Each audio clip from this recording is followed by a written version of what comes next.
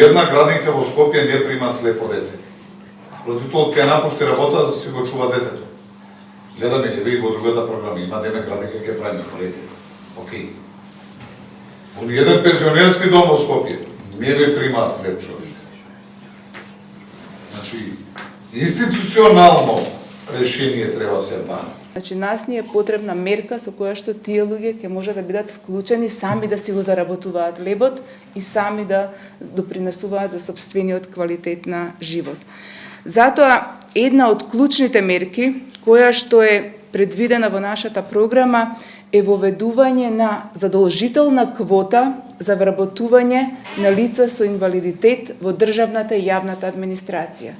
Државата мора да превземе обврска да ги вработи лицата кои што некој друг не им нуди работа. Значи, од тој аспект, како што се предвидуваат квоти за заедници што не се мнозинство во Република Македонија и за други категории, ние како држава мора да водиме сметка за лицата со инвалидност и да им се даде можност да работат за државата и за јавната администрација. Типичен пример вие крстосницата 29 ноември со партизанска.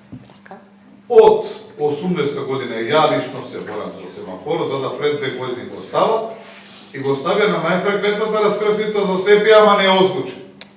Затоа го ставив овој пред собрание озвучен кога ќе ви дојде некоја делегација, да може да го видат. Значи, ние потребите ги знаеме.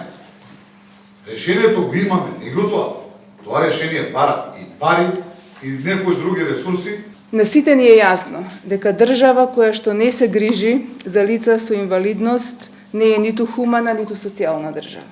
И тоа можеме да го видиме во секојдневниот живот. За жал во Македонија, овие лица со инвалидност се честопати на маргините и се оставени на товар на сопственото семејство, без да државата активно да помогне во нивно целосно вклучување во општествениот живот.